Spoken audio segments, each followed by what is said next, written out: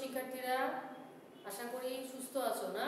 যাই হোক, আমরা এর আগে কি করছি, 3টা লেকচার কিন্তু দেখছি না ড্রয়িং সম্পর্কে। হ্যাঁ, ঠিক আছে। আজকে আমরা নতুন কিছু জানবো, তবে ওই যে যথারীতি আগের মতনই আমার কিছু সামান্য অংশ থিওরি থাকবে, তার সাথে তোমাদের জন্য জব থাকবে, ঠিক আছে? পূর্বে এর আগের 3 নম্বর লেকচারে আমরা কি করছিলাম, 3টা প্র্যাকটিক্যাল জব করছিলাম না? এবারও করব। তা ঠিক আছে, আসো আমরা শুরু করি, ক্লাসে চলে যাই। আজকে কি শিখবা, ঠিক না? নতুন কিছু শিখতে হবে। আচ্ছা, একটা নাম তোমরা বারবার শুনছো, প্রথম লেকচার থেকেই কিন্তু কথাটা শোনা গেছে, টাইটেল ব্লক। হ্যাঁ, ঠিক আছে। টাইটেল ব্লকটা আসলে কি, এটা কিন্তু খুবই গুরুত্বপূর্ণ, তোমাদের জন্য জানতেই হবে। তো চলে আসি টাইটেল ব্লক। টাইটেল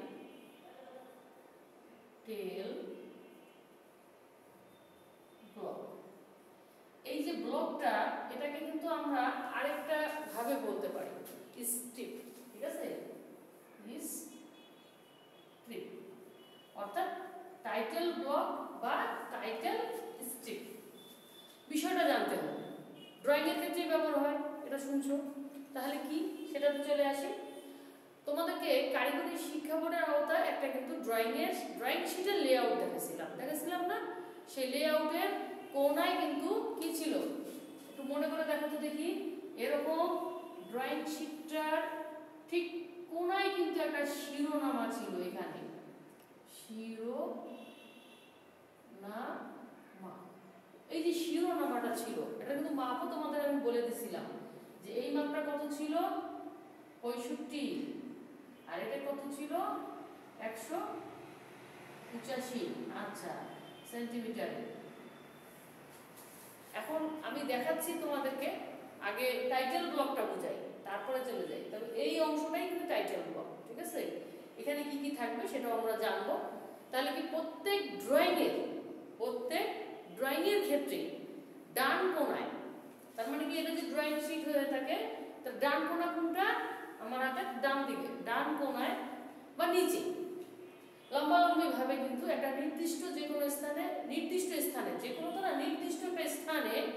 ড্রয়িং এর নাম, অর্থাৎ যে ড্রয়িংটা আমরা করব, ড্রয়িং এর নাম, স্কেল, অঙ্কনকারী যে অঙ্কন করবে তার নাম, প্রকৌশলী বা স্থপতির নাম ইত্যাদি তথ্য লিপিবদ্ধ করা হয়।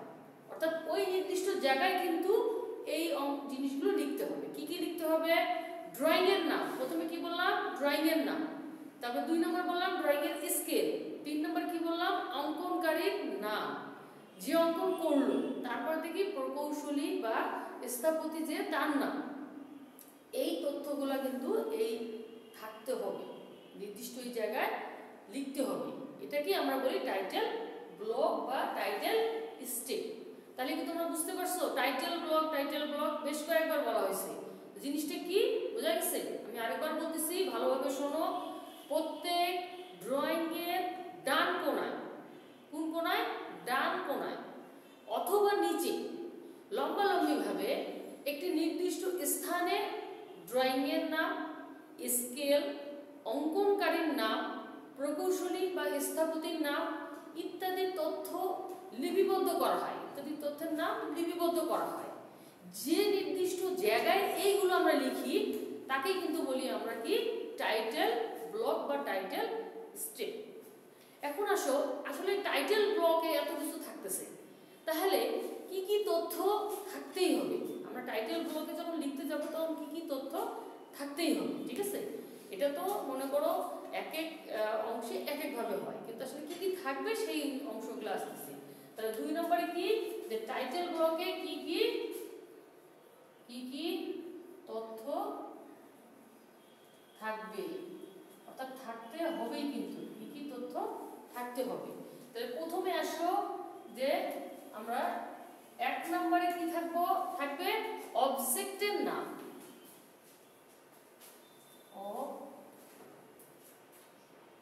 অবজেক্টের নাম। আচ্ছা, 2 নম্বরে থাকতেছে উৎপাদন কোম্পানির নাম। তাহলে কি হলো, উৎপাদন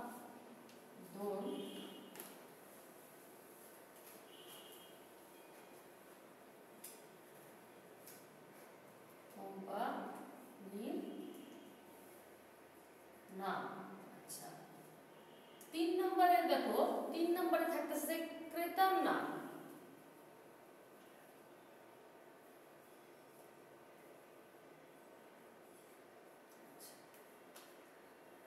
4 নম্বরে থাকতেছে ড্রাফট ম্যানের নাম, স্বাক্ষর এবং তারিখ। তাহলে আসো কি ড্রাফট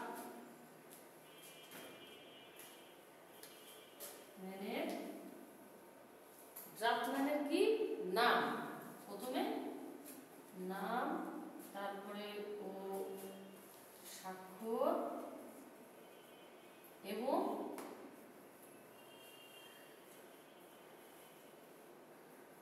তারিখ।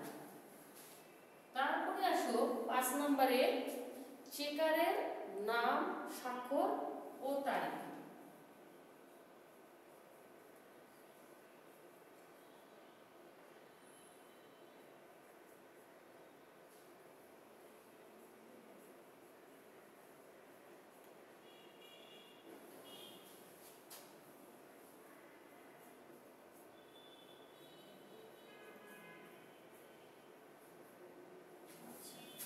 ছয় নম্বরে আসো যে প্রধান যে ড্রাফটসম্যান বা প্রধান যে প্রকৌশলী হবে তার স্বাক্ষর এবং তারিখ।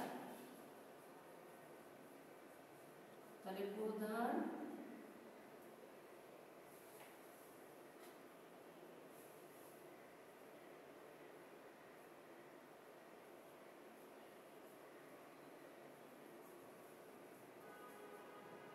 বা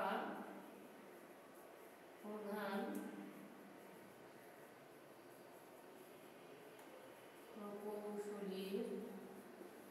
প্রকৌশলীর কি স্বাক্ষর এবং তারিখ।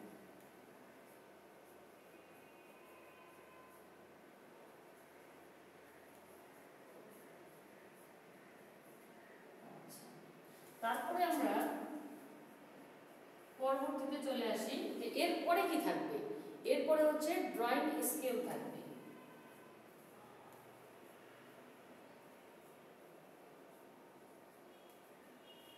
আর শেষে এসে থাকতেছে ড্রয়িং এর সংখ্যা।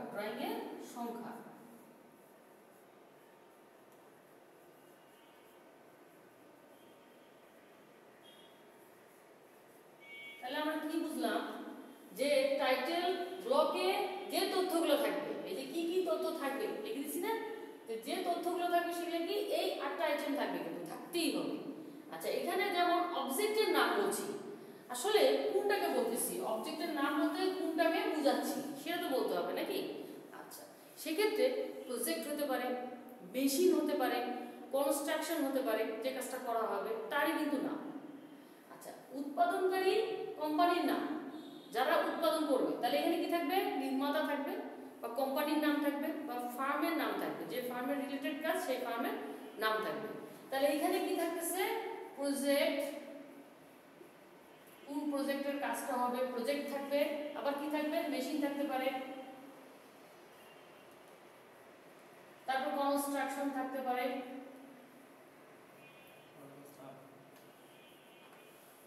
তারপরে এখানে উৎপাদন কোম্পানির নাম বলা আছে, তার মানে কি এখানে কি কি থাকবে, নির্মাতা থাকতে পারে, যে নির্মাণ করতেছে নির্মাতা। আচ্ছা, নির্মাতার সাথে আবার কি থাকতে পারে, এখানে কোম্পানি থাকতে পারে, কোম্পানির যে নামটা সে থাকতে পারে, বা আমরা যেটা বলি কনস্ট্রাকশন ফার্মের নাম থাকতে পারে। এখানে কিন্তু উৎপাদন যারা করবে, যারা তৈরি করবে, নির্মাণ করবে, তাদের এই তথ্যটা কিন্তু থাকবে, নামটা থাকবে।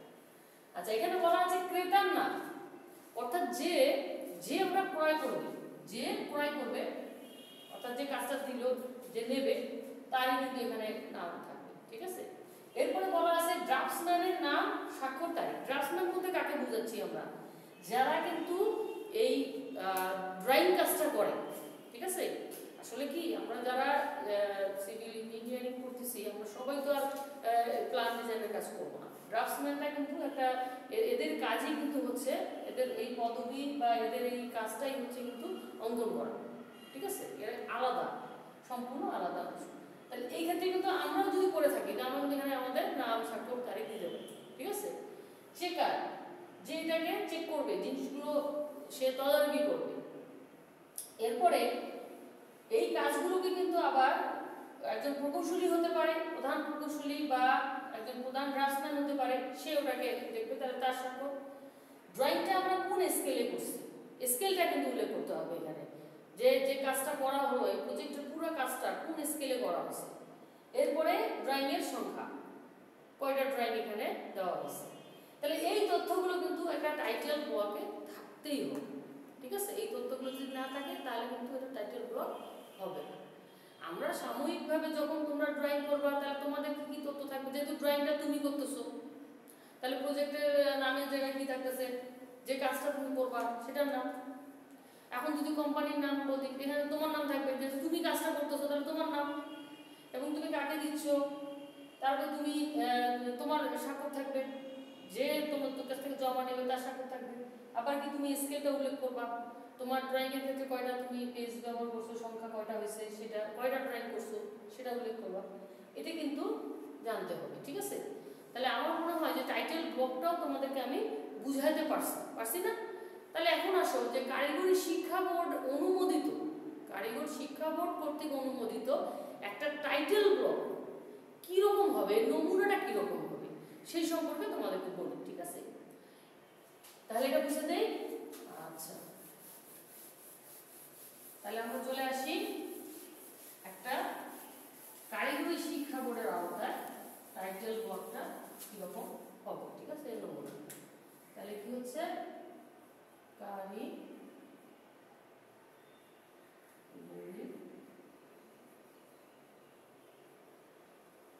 শিক্ষা বোর্ড কর্তৃক অনুমোদিত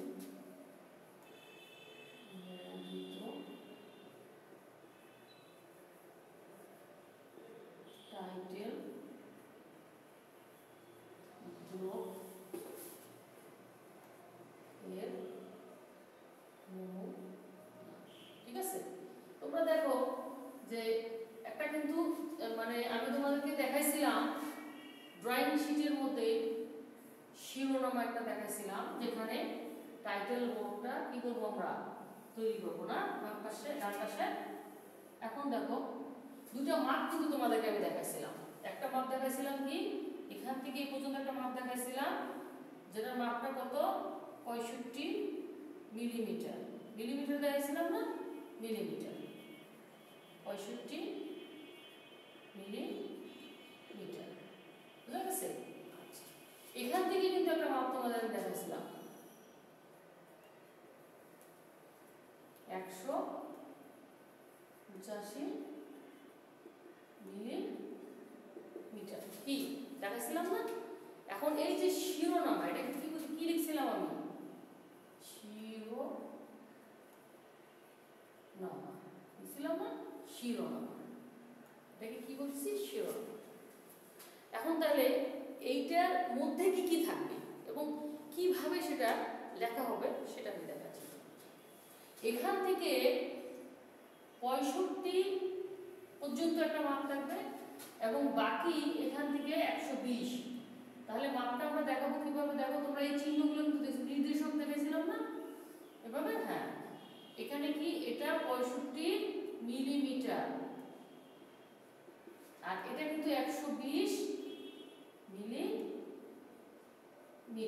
ঠিক আছে। অর্থাৎ এই যে দেখো এটা তাহলে কি এখান থেকে একটা দাগ দিয়ে দিয়ে আমরা এটা ভাগ করা হয়েছে না, এই পেজটা কিন্তু ভাগ করা হয়েছে, হয় না। আচ্ছা, এখন দেখো এখানে আমরা লাইন এভাবে টানে নেব, এখানে একটা কি দেখছো এভাবে। আচ্ছা, এই দেখো হয়েছে, দুটো লাইন টানলাম না, ঠিক আছে। এইখানে দেখো এটাকে আমরা দুটো পার্টে করব, এই অংশকে দুটো পার্টে ভাগ করলাম, কি কি থাকবে সেটা আমি লিখে দেখাচ্ছি। এটাকে এই, ঠিক আছে, লাইনটা চেষ্টা করবো যে সোজাভাবে যেন হ্যাঁ এই, বুঝছো। এটাকে এটাকে আমরা দুই ভাগ করবো, কিন্তু এই অংশটাকে আমরা তিন ভাগ, দেখো এই যে দুই আর এটাকে তিন, না একটা, ঠিক আছে। এখন দেখো এখানে এসে কি করবো, এখানে এসে এই দিলাম, এখানে এখন কি ঘরটা সাজাইছি না? আমার দেখো কি লিখি, প্রারম্ভিক।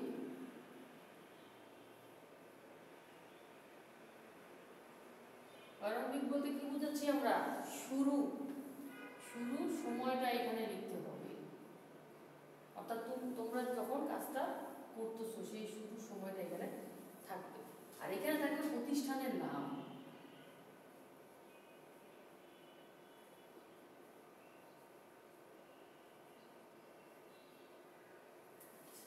এখন এই অংশগুলোতে কি থাকবে, ঠিক না? স্বাক্ষর।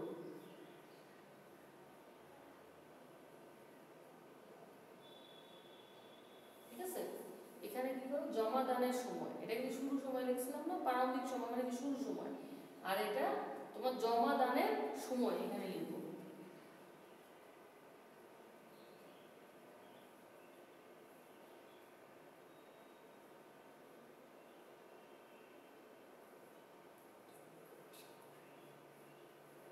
এখানে স্বাক্ষর, বুঝা গেছে? শেষে এখানে আসিয়া পরিবর্ধন।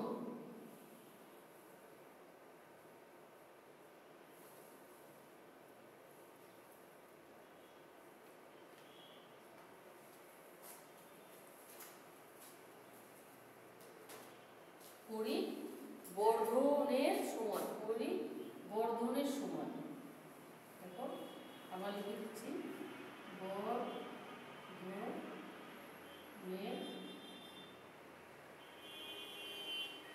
সময়। আমি আবার সুন্দরভাবে লিখে দিচ্ছি, যদি বুঝতে সমস্যা হয় দেখো।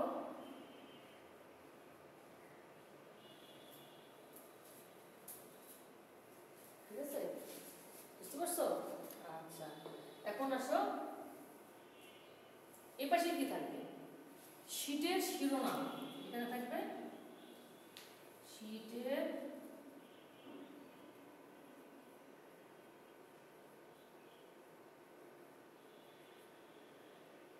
ঠিক আছে, তারপরে কি থাকতেছে? Drawing number. এখানে থাকতেছে ড্রয়িং নাম্বার।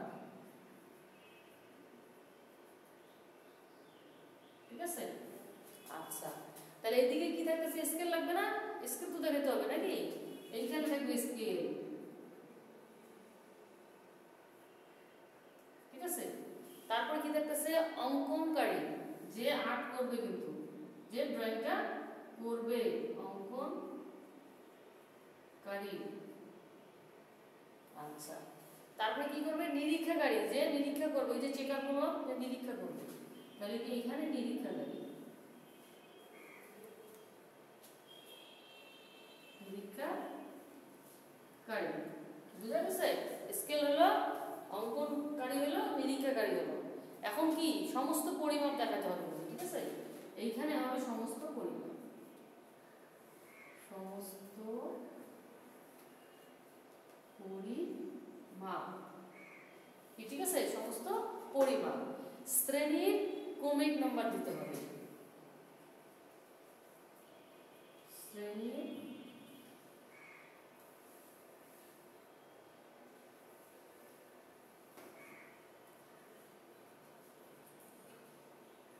শ্রেণীর ক্রমিক নং।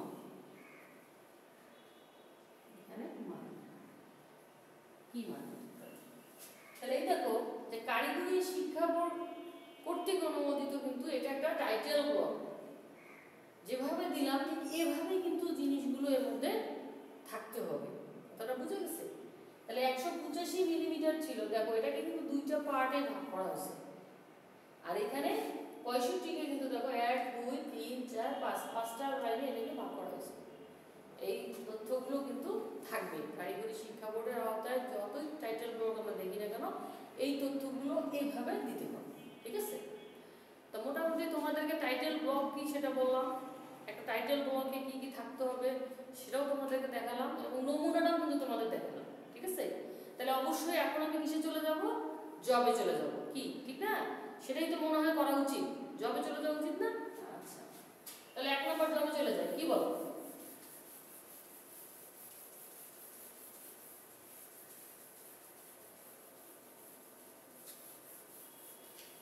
তাহলে আমরা আসি জব নং। আজকের জন্য কিন্তু জব নং 1। ঠিক আছে,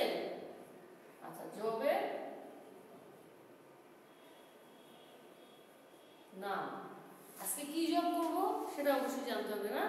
আচ্ছা দেখো, একটি সরল রেখাকে যে কোনো সংখ্যক সমান ভাগে বিভক্ত করো। আজকে জবটা কি করবা? একটি সরল রেখাকে যে কোনো সংখ্যক সমান ভাগে বিভক্ত করো। ঠিক আছে, লিখে ফেলি। একটি সরল রেখাকে, দেখো সমান সংখ্যক বলা হয়েছে, কিন্তু একটা সরল রেখাকে সমান সংখ্যক বলা হয়েছে। যে কোনো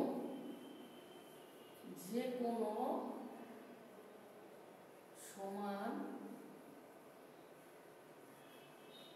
সংখ্যক কি করব, মানে যে কোনো ইয়ে করে ফেলি, সংখ্যক দিই। ঠিক আছে, যে কোনো সংখ্যক সমান ভাগে ভাগ করতে হবে।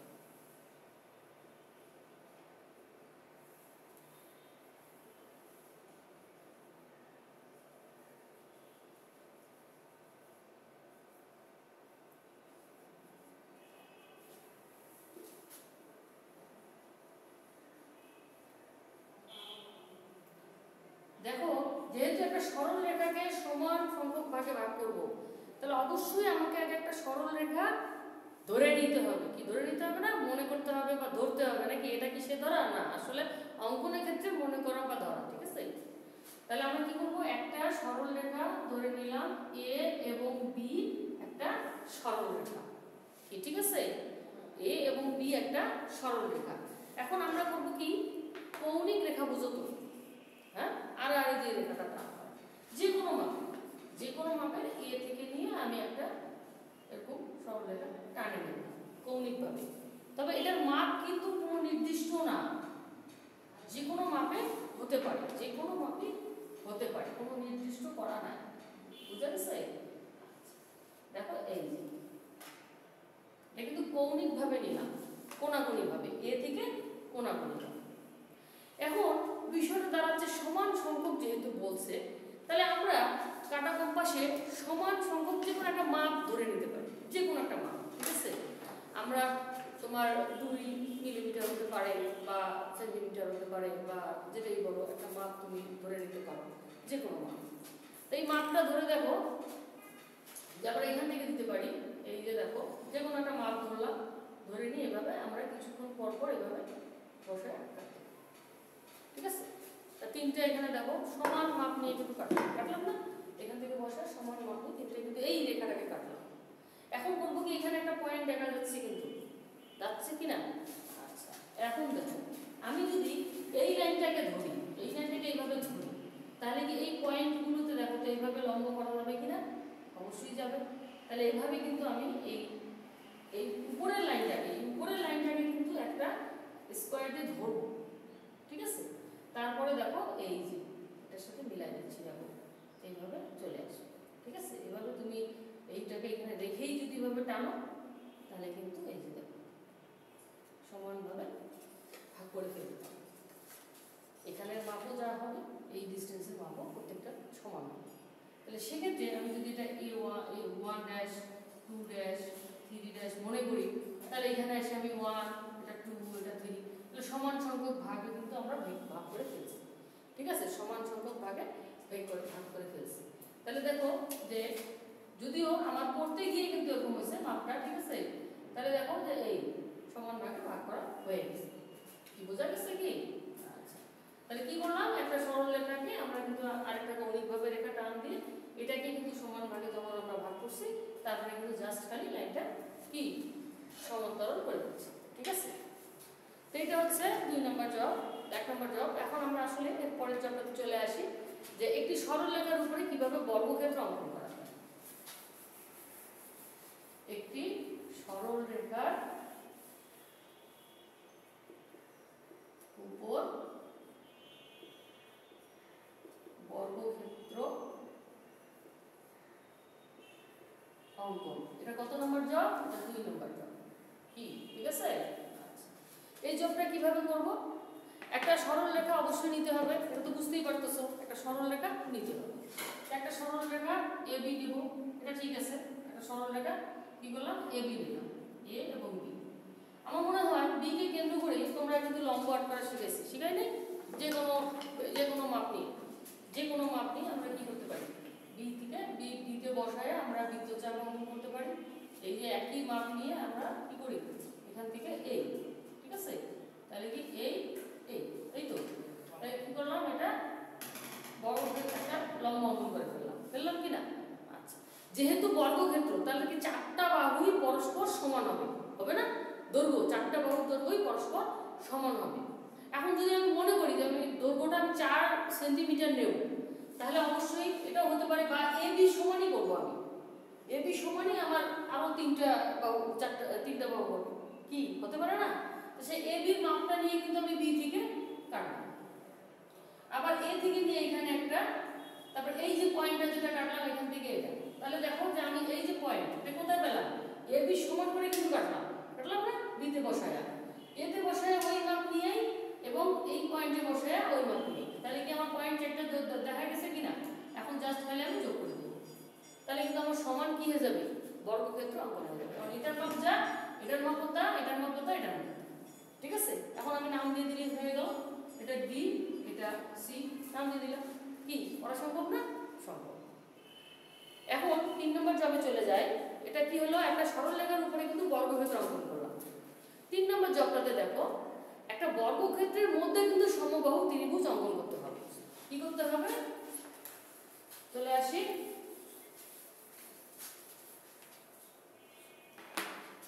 একটা বর্গক্ষেত্রের কি মধ্যে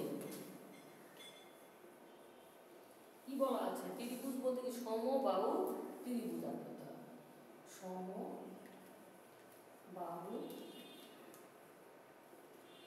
ত্রিভুজ অঙ্কন, ঠিক আছে?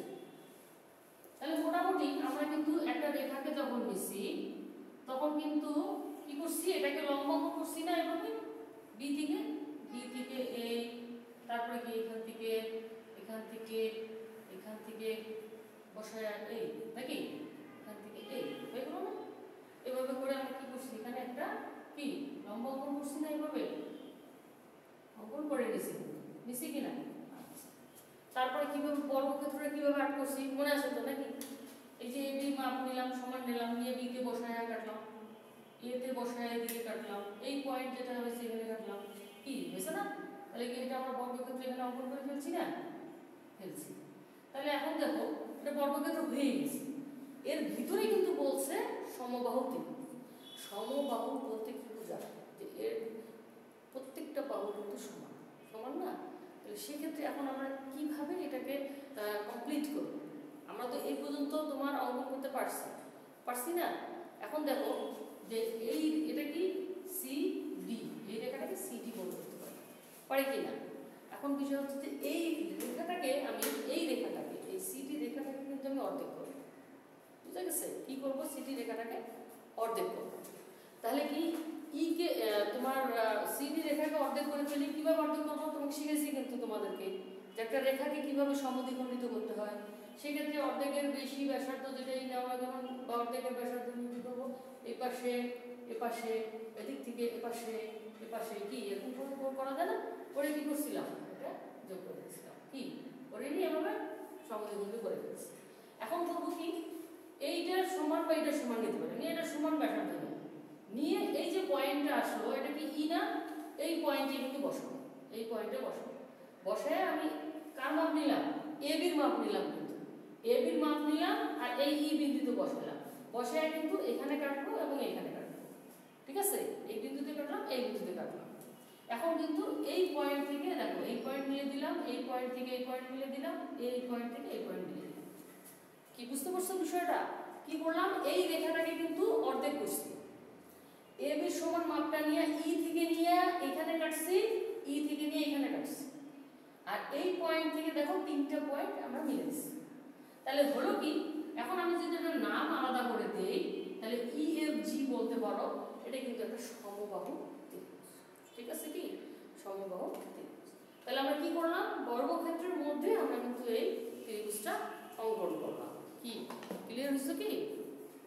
তাহলে একটি বর্গক্ষেত্রের মধ্যে কি করছি আমি, সমবাহু ত্রিভুজ অঙ্কন করছি। কি ঠিক আছে? তাহলে এই যে তিনটা জব তোমাদেরকে আমি আজকে করালাম। প্রথমে কি করালাম বলো তো? টাইটেল ব্লক সম্পর্কে ধারণা দিছি। তারপরে কি করছি? যে একটা সরল রেখাকে সমান সংখ্যক ভাগে ভাগ করছি। তারপরে কি করছি? 2 নম্বর জবটা কি করলাম? একটা সরল রেখার উপরে বর্গক্ষেত্র অঙ্কন করছি। তারপরে কি করছি? একটা বর্গক্ষেত্রের মধ্যে কিন্তু ত্রিভুজ সমবাহু ত্রিভুজ অঙ্কন করছি। তাহলে কয়টা জব করালাম? 3টা জব করালাম। যেহেতু 3টা জব করাইছি তাহলে কি করব এখানে? এই জবটা কি? এটা 3 নম্বর জব। 3 নম্বর জব না? 3টা জব কিন্তু করাইছি তোমাদের। করাইছি না? তাহলে সেক্ষেত্রে তোমাদের এটাই কিন্তু হোমওয়ার্ক থাকবে। তোমরা কিন্তু বাসায় এই জবগুলোই করবা। এই 3টা জব সুন্দরভাবে অফসেট A4 পেজে সুন্দরভাবে করবা এবং যে থিওরিটা পড়াইলাম থিওরিটা তোমরা লিখবা। আশা করি যে সেশনাল খাতাটাও রেডি করবা, প্র্যাকটিক্যাল জবটাও রেডি করবা। ঠিক আছে? তো নেক্সটে তোমাদের পরবর্তী লেকচারে আমি আরো কয়েকটি জব করাবো। তবে বিগত যা করালাম প্রথম লেকচার থেকে নিয়ে এই 4র্থ লেকচার পর্যন্ত আশা করি বাসায় সুন্দরভাবে তোমরা এই লেকচারগুলো পড়বে। ঠিক আছে? এই বলে আমি শেষ করতেছি। ধন্যবাদ।